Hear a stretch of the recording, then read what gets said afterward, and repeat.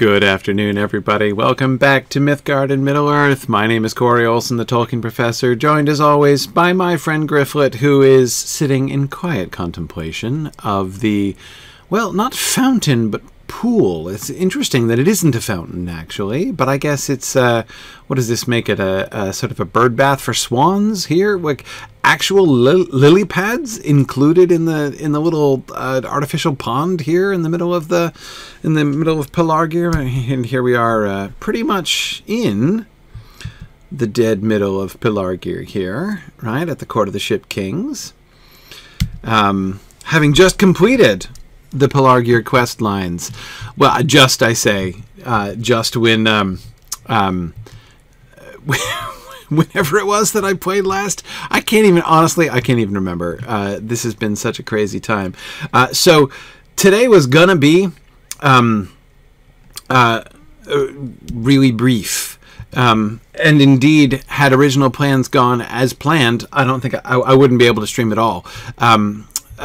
So here's my Fridays are a little bit crazy because of course the Rings of Power episodes come out on Thursday nights, and I do the reaction show on Twitter, the Spaces show on Twitter. Oh right, it's funny seeing the places that you sort of recognize from the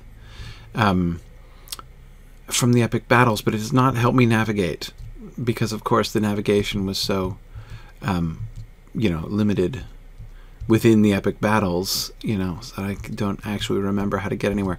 Anyway, so I do the Twitter Spaces thing, and so I just did that this morning at noon Eastern time, and that was really fun today. We were joined by Leith McPherson, who is just a delightful person. She's the dialect coach for the Rings of Power show. So she is the one who's responsible for, as she was saying, the to use her phrase, the sort of acoustic landscape. She and Bear McCreary, right, are responsible for what you hear in the show.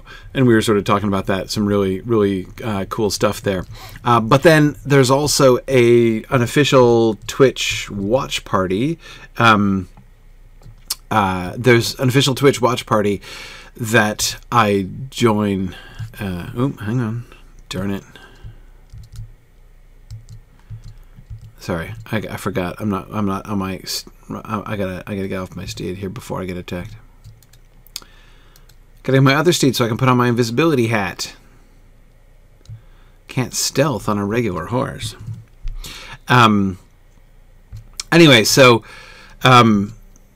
there's a watch party on Twitch, an official Prime Video watch party on Twitch, and I have been asked to join that for like the after discussion, basically the after show discussion, once they finish actually watching the episode. And I normally that would be that starts up right at the same time that Gryfflet starts, but I'm not watching the show with them. So like while they were watching, I'm like, but after the show, so I've got like an hour basically, and I was like, hey, so I've got an hour between shows. I can like pop in and I can, Gryfflet can sort of say hi to folks and everything, but then it'll only be a brief time,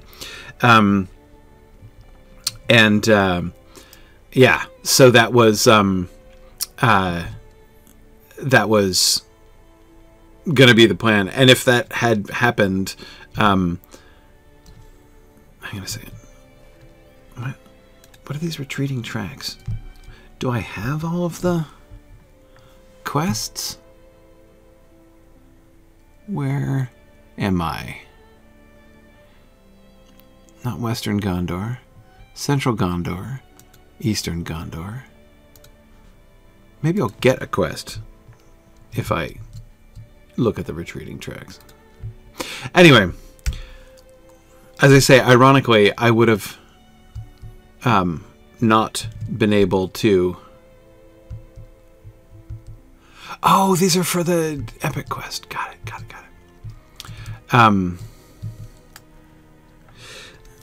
had things proceeded according to plan, I wouldn't have been able to join with Gryfflet at all because, of course, the wonderful Q&A with Orion ended up going long. But as it happens, the Twitch stream, the official watch party, was cancelled today because it's hosted on Prime Video UK. And so the Prime Video UK was cancelled because of out of respect for the Queen.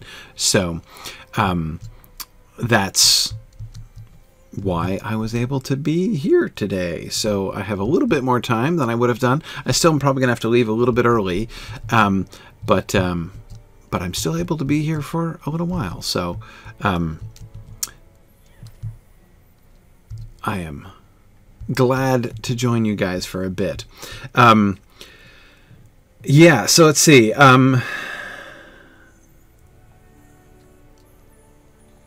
Okay. Oh, and yes, Phil, all of the Twitter things are always audio only. Twitter Spaces is only an audio only thing.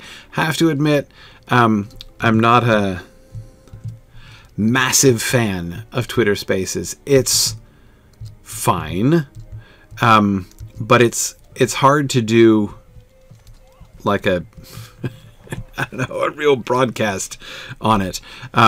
It's a kind of format that I think would be fine. What did that dude say? Do not call forth your terrible specters. I will slay you first. Terrible specters, huh? A woman's voice hailing you from the town. Okay, let's go to the town.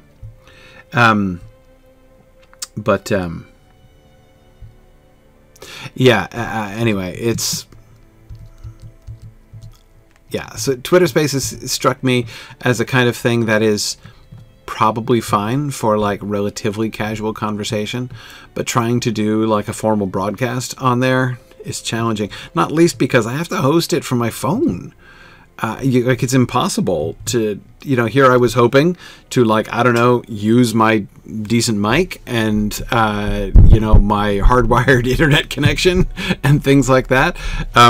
But instead I'm having to like operate from my phone and I'm like, okay, well, that's suboptimal. But anyway,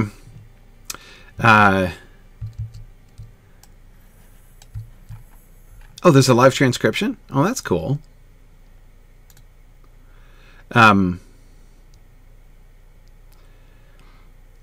Okay. All right. Let's see. Thorineth, what do you have to say? I saw another invader nearby. He crept that way around the wall. I watched you fight those evil warriors, hero, and I wanted to thank you for making safe our lands. But that is not all, for if you leave now, you leave us still in peril. I saw another one of these invaders nearby. I think he fancies himself a sorcerer of some sort, for he carried many unsavory trinkets and muttered strange incantations under his breath. I love the idea that people who carry unsavory trinkets are, oh no, wait, the deer are attacking the town. Look in the background. The town guard are fighting off the deer invasion. Oh man. Look, they're barely able to cope. Hang on, I have to go aid them. He crept that way around the outer wall of Erynos. Okay, I'll look for him. But meanwhile, look out.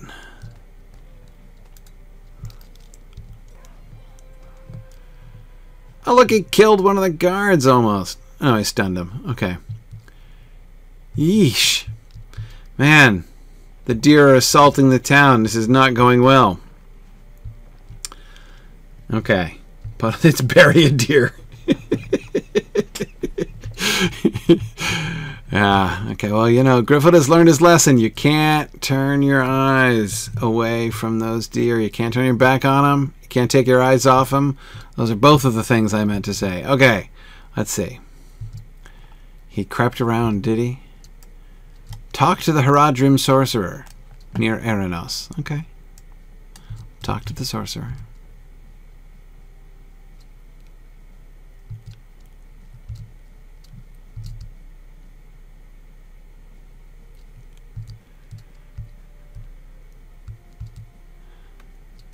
New deed, the Five Sisters.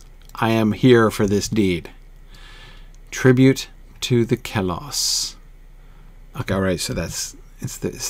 I was wondering about that. The River Celos, right? Good. You find a handwritten note that reads, "Have you seen Silverfroth, leaping stone to stone?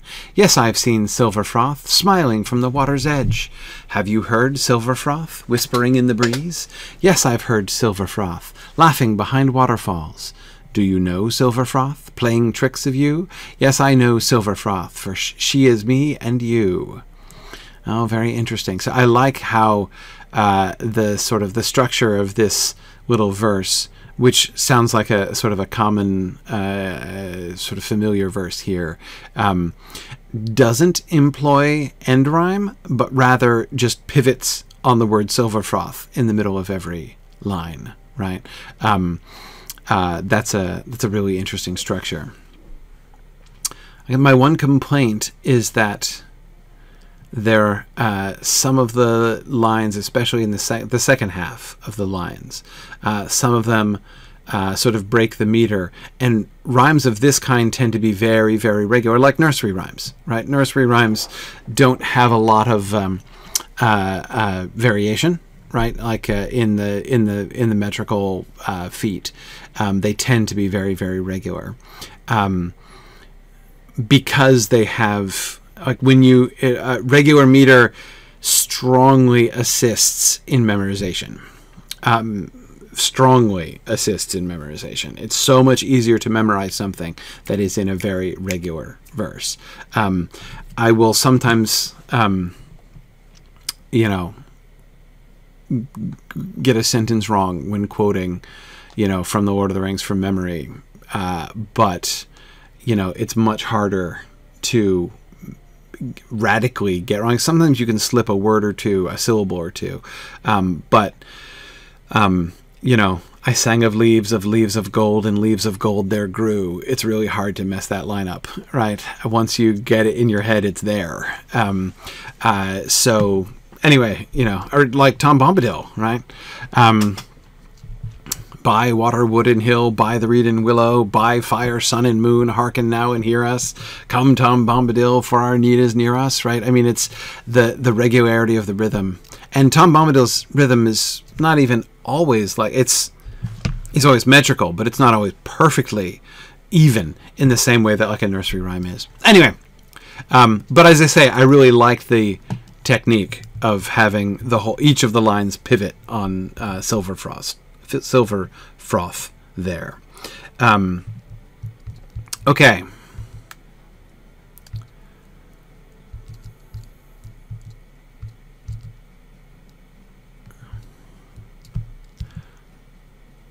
Okay, I totally went around the wrong way, but that's okay. I'm glad I did.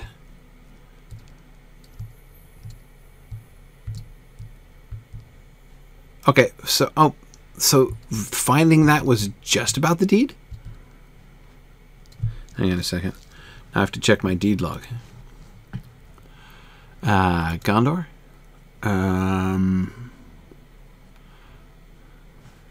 Wait, it's probably going to be on here, right?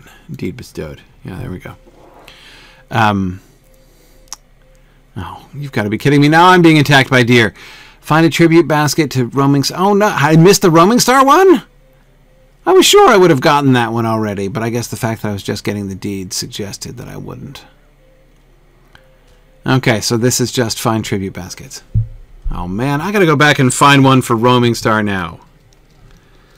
Look. Oh, importunate buck. I am doing you no harm. There we go. The tribute basket was really just to pacify the deer. Yeah. Man, Gondor does need my aid. Oh, no. Do you think the goats are allies of the deer? I wonder. It's kind of suspicious how the goat is standing in the same posture as that buck over there. As if they're both standing guard. Not over the city, you know, but presumably. Like keeping an eye on the city. Make sure that, you know, nobody in the city gets uppity. Oh. Hi, Haradrim, Sorcerer. So, do you have any sketchy trinkets? Huh. Well, you've got an orange sash with some lovely detail work. I like the purple. I like the purple. The sort of brass toes on your boots are pretty cool too.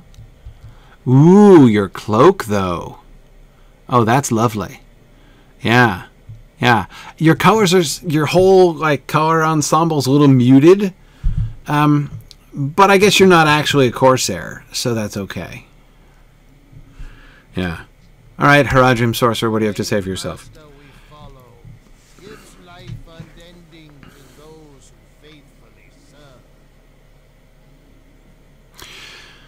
Hang on. Let me start at the top there, Mr. Sorcerer. You may slay my men, hated hobbit, and you may end my own life, but you will have no lasting victory. The great master we follow is a giver of gifts, and he gives life unending to those who faithfully serve. Well, that's really interesting. You could slay all the Corsairs to a man, and all of my own people, but the commanders of the master's army will always return, even in death. Okay. Okay, so we're fighting now? Alright, we're fighting now.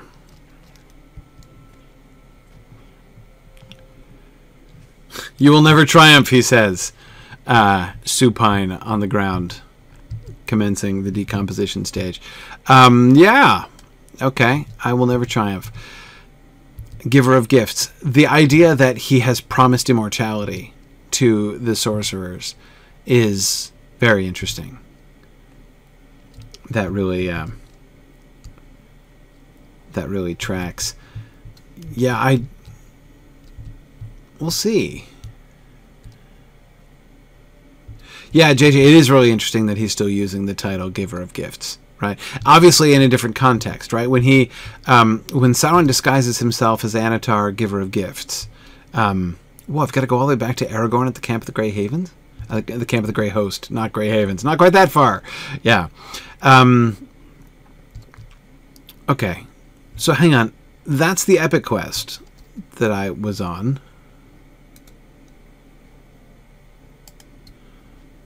Right? Did you put an end to that sorcerer? Yeah, I didn't like the look of his trinkets either. Okay, good. I was going to say, but hang on a second. Where are my local quests? I want to find out more about the drownings. Here we go. And then I'll go back to Aragorn. But yeah, really interesting that they're using Giver of Gifts in that way. Of course, it's in a different context. When he was calling himself Anatar, Giver of Gifts, when he appeared before Celebrimbor and Gil-galad and others, he was trying to entice the elves with, you know, hidden knowledge and secrets of craft, right? He's Giver of Gifts in a very different context here. It's interesting the thing that fascinates me most about that is the picture of how Lotro Sauron there has combined the Anatar concept, which is fundamentally like a supporting role, like I am here to be your advisor, I am here to help you, right? But it's combined that Anatar concept with the Dark Overlord concept, right? The giving of gifts is now in a totally different context. Now I am, you know, the Lord and Sovereign who can bestow upon you the gift of life, right? Still the Giver of Gifts, but the Giver of Gifts in a very different context, and I think that's a really neat. I think it's lovely the way that they pick that up and shift it. Yeah, cool. Okay, let's see. Glathril. What news do you bring, traveler? My folk have had Much to think about since the Corsairs' assault was thwarted outside our gates. For my part, I've tried to convince my people of the importance of honoring our history. We ignored the stories of our ancestors for far too long, and I believe Lebanon has suffered for it. With your help, I would like to craft new baskets for the sisters. The materials I need can be found in town, but you can leave the decoration to me. Let us pay tribute to the sisters once again, and let their waters heal the wounds of this war. Okay, that seems a little bit, I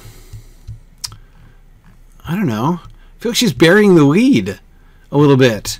If, like, the situation is that one of the sisters has just risen up in wrath and drowned their invaders on dry land, I would think that their frame of mind would be a little bit more, I don't know, effusive than just like, it's time that we remember our history, right? Like, the trouble I'm having here in this town, where am I, Erynos, is that I keep picking up on the idea that I am in the midst of a quite sensational and remarkable story, but it's like nobody in the town wants to talk about it.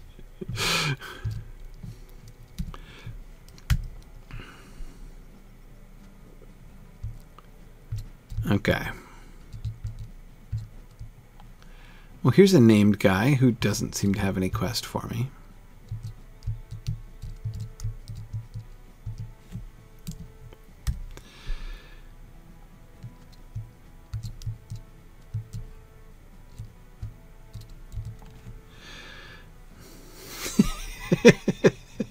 Right, true as far as it's like not wanting to talk about Corsairs and Dol Amroth.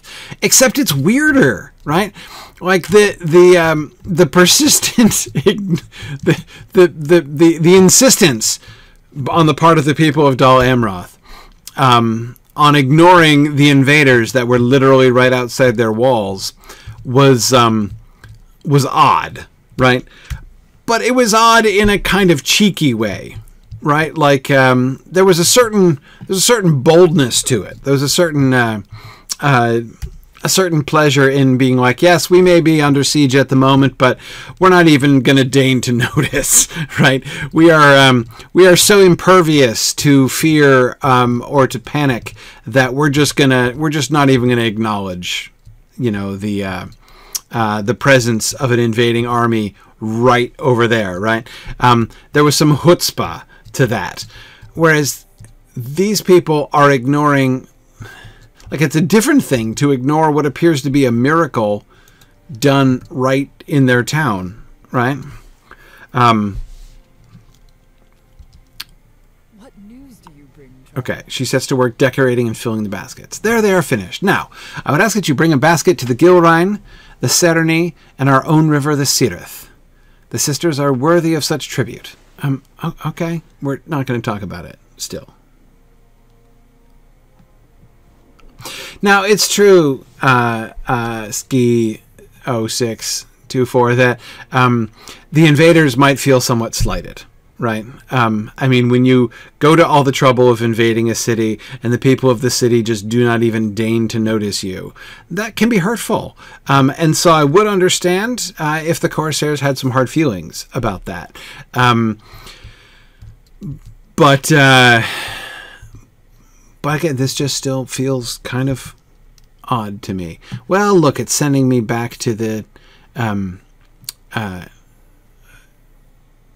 yeah, it's why am I blanking? The Gilrine. Okay, sending me back to the Gilrine anyway, so I'll go look for that other basket I need. Yeah. Okay. I'm hesitant to leave, however. I could take those to the other, but there's seriously nobody who wants to tell me more about what happened to the Corsairs? I've really been anticipating that sooner or later I would get a whole, like, quest set related to this. I'm really not missing anything?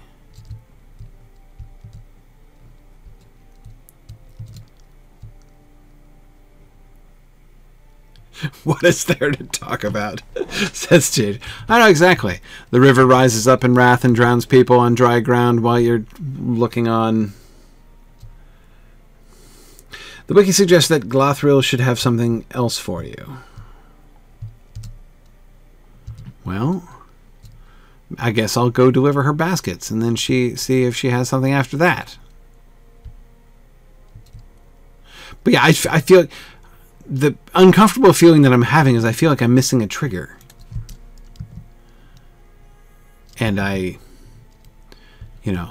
would hate to miss out on a Five Sisters quest. Oh. Hang on, I'm being attacked by a bird.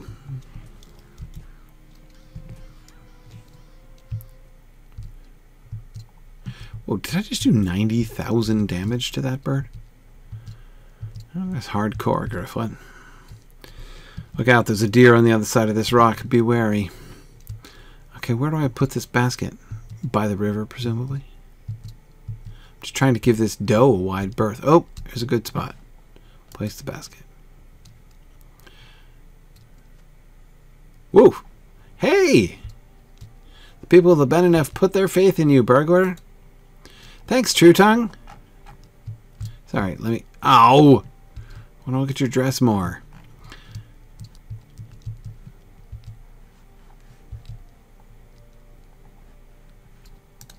Okay, that was brief, but awesome.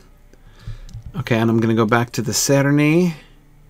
Haven't had any converse with the Cerny here.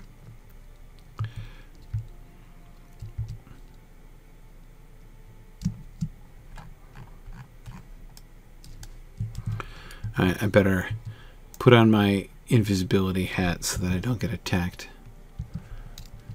by any deer or goats.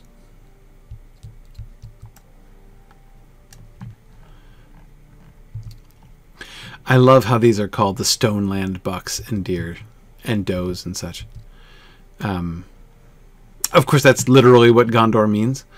Stoneland. So I like the translation of that. They could just say a Gondor goat, right? But that makes it sound like they officially work for the state, you know, right? Like it's like they're like civil servants or something.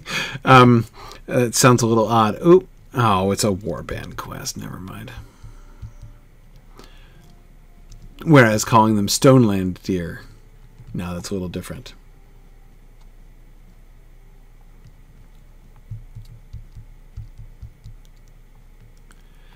Okay.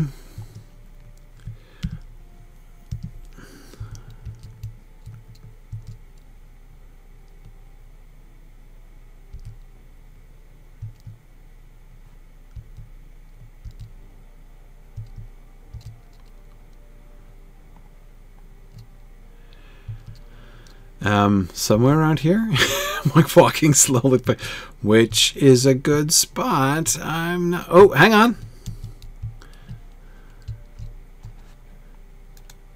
Found a good spot to place the basket. Where was it? Up here?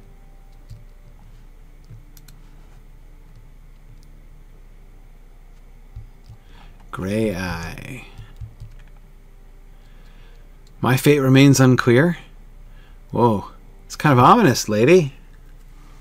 You will see my people protected. Like, does that mean she's still making up her mind about me personally? Right? I'll protect my people, possibly from you. Or was it just like, my people I will protect, but you, I make no promises. You're on your own, Chief. Maybe. Be careful crossing this river. I was just going to do it. Here, should I try to Frogger the river? Let's give it a shot. On a war steed. Oh, missed. Missed the second jump. Oh well.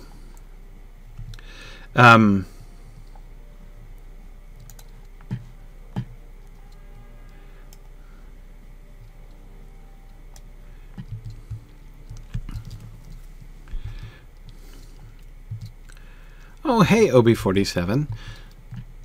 You're not one of those unpleasant people, are you? Who just, like, just goes around complaining about things, are you? My suggestion is if you don't like something, like if you don't like a TV show, don't watch it. And you know what's even better? Don't talk about it. That's not going to be fun for you or for anybody. Especially since nobody else here is talking about it right now. Why bring it up? Find something that makes you happy. Take up crocheting. That can be fun. Maybe skeet shooting, right? Or who knows? Maybe philately. It might be for you. Find something that makes you happy and do it. And then find other people who are made happy by that thing and talk to them about it. Oh man, you will have so much more fun. Your life will be full.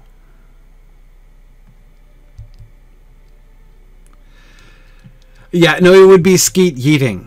It would be if you just chucked them, right? But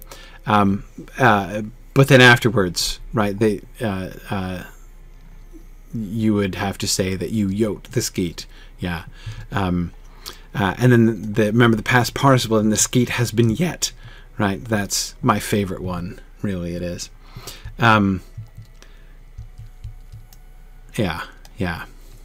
No, it wouldn't be yoted, just yoked. Yoked is a strong verb, like drive and drove, right? So, yeah, strong verb. So you would, yes.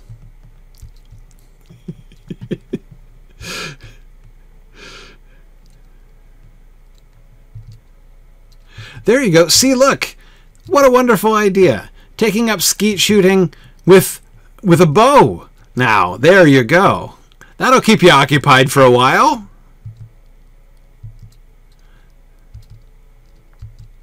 That is an excellent example among the many functionally infinite examples of things that are more productive than just going and boring other people with how much you don't like something. I'm not saying it sounds like a good idea objectively, JJ. I'm just saying it's a better idea. And you have to admit, would keep you occupied.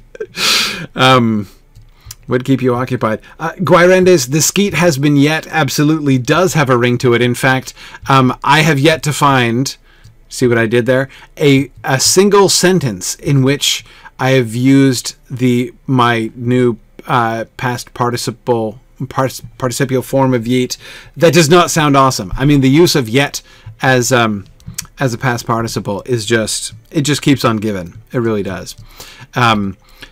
There's no sentence in which it is not cool. And I have to give credit to my son Matthias, who came up with that. Oh, this guy's already got baskets over here, which I gave to him, as I recall. So here we go. Hi, Roaming Star. Yo, good to see you again, too. Totally on first name terms with one of the 5 sisters. Your other sister seemed a little cranky. Could you make sure she knows I'm one of the good guys? Okay, now I have to look around for that basket since I'm here. So I'm going to do that.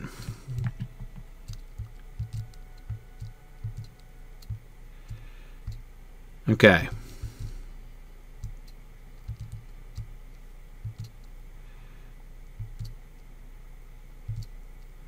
Let's see. So I'm just looking for a big, huge old tribute basket like the other. I guess I'll go... What do we think? Is it going to be along the river? Well, I'll just go around the whole coast. Let's go around the whole coast and answer a lore question. Okay, let's see.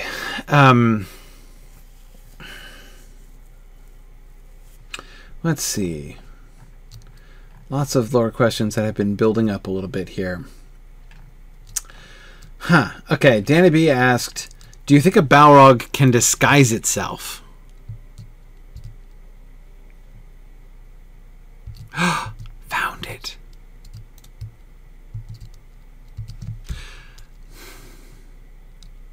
No, I'm really not sure I can. Ooh, and I'm rewarded with another verse. Roaming star of sweet song, hushed winds and speckled birds, what is it you long? Hiding in a dreaming hall, mountains shift with deep affection, gentle Gilrain, hear my call. Okay. Gentle Gilrain, hear my call. I love how we begin and end with the English translation and then the Sindarin version of her name, Roaming Star. So we've got Roaming Star at the beginning and Gentle Gilrain at the end. The Gentle Gilrain alliteration is qualified by the fact that it only alliterates visually, right? It's not, in fact, the same consonantal sound.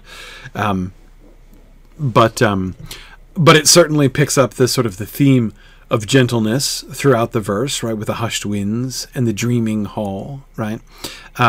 Interesting that affection is the overall tone here. And even that the shifting of the mountains is done with affection, right? An interesting sort of glimpse into the, the theoretical relationship between, the mountain and the rivers.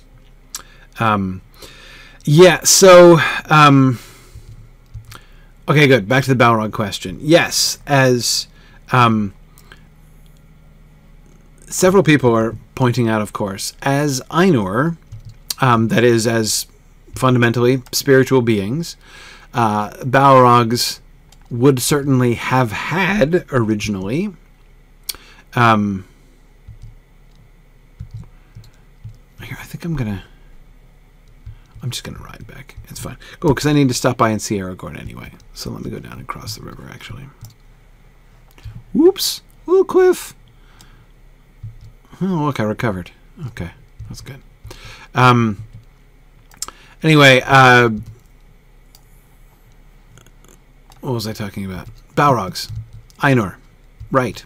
So, for real? All of these spiritual beings have the ability to manifest a physical body, as we've talked about many times before. Now, there is the thing, as a couple people in the chat were saying, both Sauron and Morgoth, at a certain point in their careers, lose the ability to take on fair shape.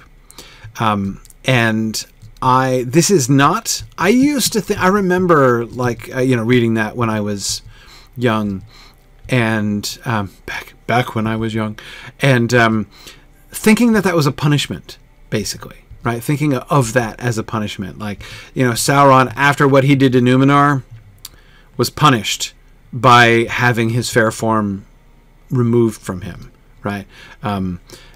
But I do not at all think that it's a punishment. It now seems to me a completely natural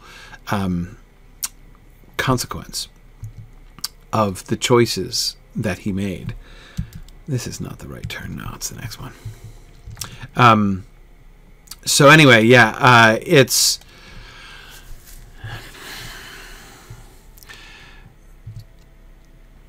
both Morgoth and Sauron lose the ability to take on fair forms when they cross a line, basically. When they invest,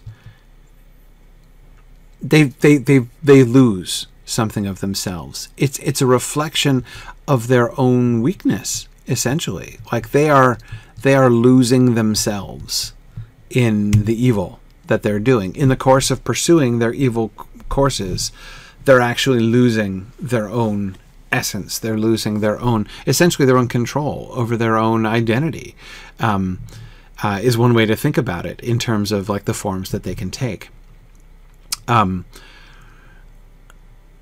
way to think about it, I'm not saying this is literally true, but one way to think about it is there has to be enough fairness in you to manifest that, right? When they're not it's not just putting on a mask, right? They are forming themselves in this particular way when they take on physical bodies, right?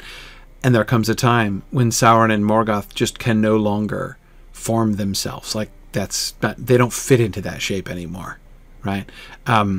Their internal spiritual essences have been twisted in this one direction so thoroughly and so long that they can no longer untwist it and make it look any different, right? So the question then, in order to answer the question, can a Balrog disguise itself? By which I assume you mean, can it take an attractive form, right? Can you, could you find a Balrog be deceived by a Balrog in disguise? We'd have to decide whether or not they had crossed a similar point. Now, and I kind of think they must have. We don't know that for sure. We don't know enough about the character arcs of the Balrogs to know for sure, like, when they have sort of crossed a line, right? So it's impossible to say definitively, but it strikes me as exceptionally unlikely. For myself, I would think that the Balrogs have indeed crossed that line and cannot take fair shape again. So, I mean, could a Balrog repent? I don't know. Maybe it could. Maybe one did. Hey, that would be a fun storyline, wouldn't it? But Sauron almost repented after the War of Wrath. Maybe a Balrog repented. That would be a really interesting story, actually. But anyway, yeah. So I we don't know for sure. My own theory would be no, that they could not disguise themselves. That, like Sauron and Morgoth, there is not enough good left in them. They are too fully committed. The twisting of their own, the twisting by their own choices of their own souls has gone too far. And I don't think that they can. Would be my suspicion about the Balrogs. So if by that question, Danny B, you were thinking about the stranger in the Rings of Power series, I still think he's a blue wizard. I think there's about a 75% likelihood that he's a wizard. I think there's about a 24.7% chance that he's Sauron, and a 0.3% chance that he's a Balrog. I've seen that theory. I'm not buying that at all. But yeah. What percentage chance that he's the Man in the Moon, JJ? Higher. I think he's more likely to be the Man in the Moon than he is to be a Balrog. Yeah. 0% chance he's Tom Bombadil, I'm afraid. That's a fun theory I've seen as well. 0% chance he's Tom Bombadil. Tom Bombadil is not leaving his patch. Is he in his patch? No, he's not in his patch. He's not Tom Bombadil then, is he? And what do you think? He's just going to abandon Goldberry and, go on this junket to Rovanian? No way. Tom Bombadil don't play like that. So, yeah, no way. Yeah. Man in the Moon, though, JJ, I could totally get behind that. I would totally get behind that. I hope he's a blue wizard. I'll be modestly disappointed if he's Gandalf. I will be completely ecstatic if he were to turn out to be the Man in the Moon. I will also be utterly shocked if he turns out to be the Man in the Moon. But I'd be delighted. It would be a good shock. When did Tom Bombadil settle down? Well, a little bit after the moment of creation. I mean, like, he describes that he's been there ever since. Like, since before Morgoth entered the world, right? So we're talking... And that's just... He's not even saying that that's when he arrived. He's just asserting he was already established at that point. So, really, really early. he has been settled down in that spot. So, the stranger is Tom Bombadil right after his bachelor party. Yeah, still getting over the bender, is he? Right? Yeah, I hear that. A little too much. What is it?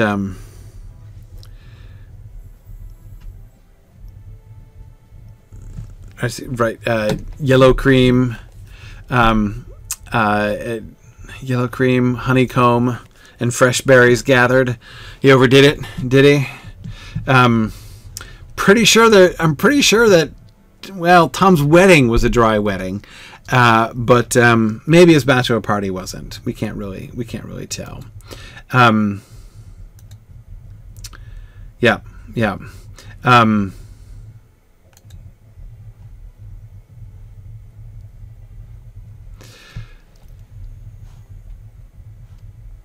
Yeah, we'll see. He settled down when he found his true partner, but yeah, when was that? Some time ago, I think. Yeah.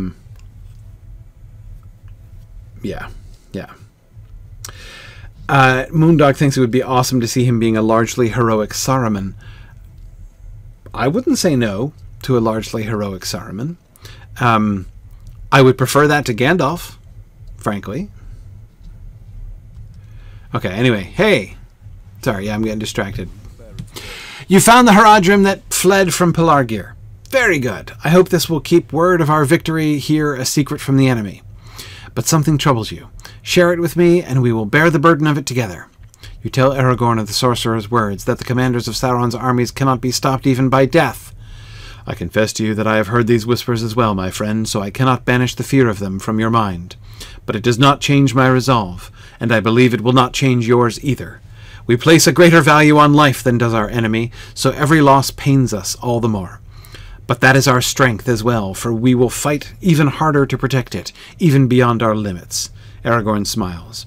Ours is not the real quest, Gryfflet. Even if we have all the success we desire, the enemy will remain. The quest is elsewhere, my friend, and only its successful completion can end Sauron's evil forever.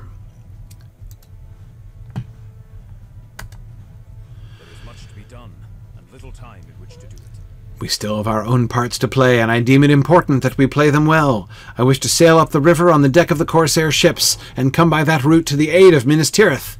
It is my hope that we will arrive in time and with such surprise that we can strike a blow to the fighting will of those who threaten the city. We do not have much time to prepare, but there are a number of tasks I have given my friends to perform that will help us set forth as quickly as possible. Help them with these tasks if you would, for every moment we hesitate is a moment the enemy would relish. Helping with errands before we go. Happy to do it, Aragorn. Happy to do it. Okay. Oh, I get to help rangers. Great. Great. Long last. What do you have for me here? Did you fight in the battle? Yeah. Well, you didn't notice? I was stricken with a great fear as the shades of the dead joined the battle, and I confess to you that I felt a great urge to run from them, as the Corsairs did. And yet, before my heart betrayed me and I succumbed to the terror, I felt a hand upon my arm and I was reassured. Do you know who it was? It was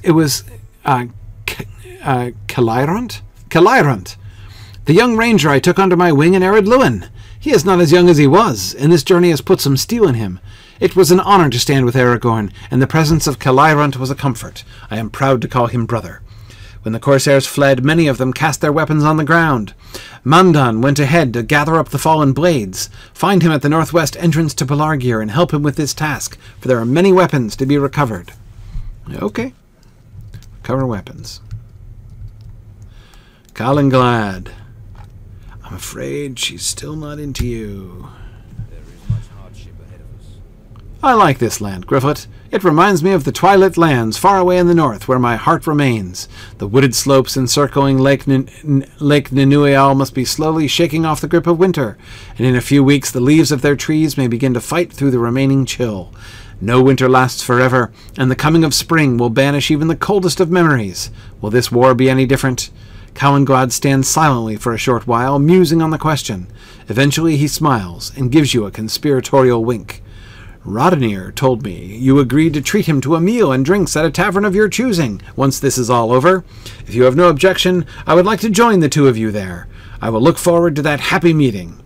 But there is still much hardship ahead of us, and with all my musings I forgot to tell you something. Halbarad wanted me to send you to him. He has returned to Pelargir already. If you leave now, you should find him just inside the northwest entrance to the city. Okay. Okay.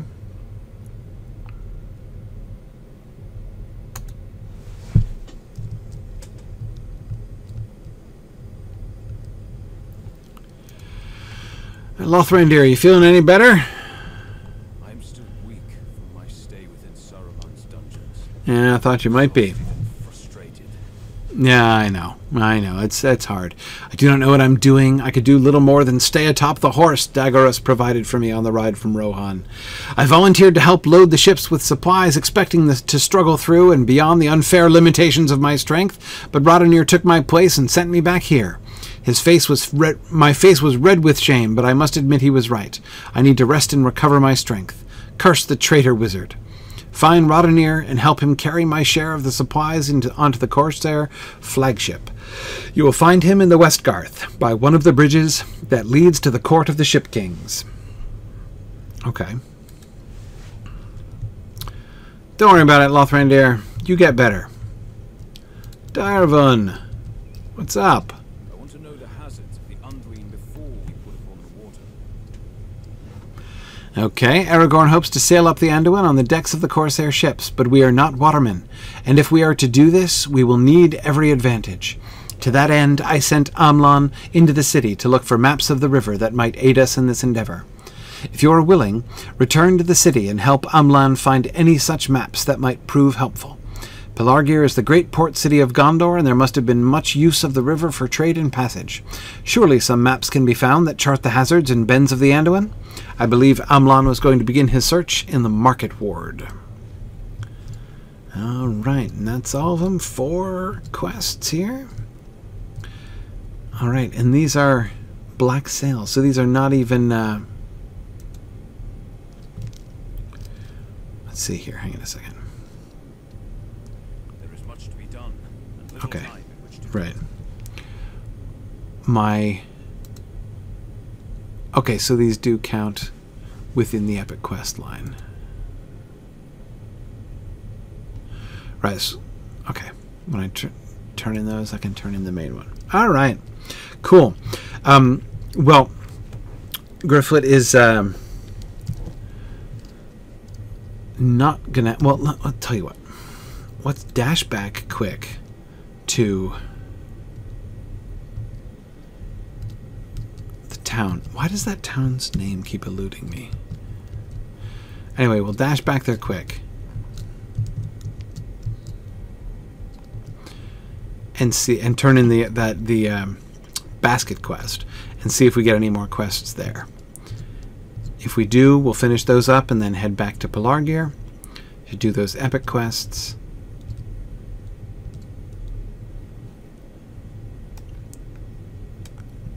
If not, we'll just go to Pelargir. Okay.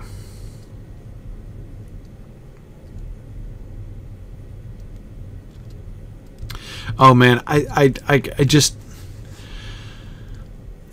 The Ride of the Grey Company in Volume 3 of the Lotro quest line is just like a gift that keeps on giving. It is one of my favorite examples of the way in which Lotro in specific and sort of this kind of adaptation in general can really enrich the experience. I mean, the Battle of Pelennor Field is already, for me, one of the most powerful moments in the story. But of course, Tolkien is dealing with limitations that the game simply does not have. Right? He cannot afford to tell, to really have us not only learn the backstory of these rangers as if he were doing a, Tolkien could, I suppose, have given us like a George R.R. Martin-esque kind of like, 10-page background story to each minor character. But of course, the game has done so much more than that. It has given us hours and hours of story. that we have participated in and helped to form. Like, it's not just that we know their background. We have, you know, sort of lived all of these different adventures with them. We have shared experience with all of these rangers, right? On multiple fronts, right? Not only we have the shared experience with them in each one of their regions, but we have the shared experience with them on the journey in Volume 3. So, when, you know, it was always cool seeing Aragorn and Legolas and Gimli, right, when they showed up. But now, like, every single ranger from the Grey Company is like an old friend. So cool. So cool. It is just one of the most profound and remarkable story achievements in Tolkien adaptation. Well met. I know the journey may have been long, but the people of Lebanon offer you their deepest thanks in helping us to honor the sisters. Aid you again tomorrow. Oh, you mean for the repeatable quest? Seriously? That's it? Just the repeatable quest? And that's it, apparently. Okay. All right.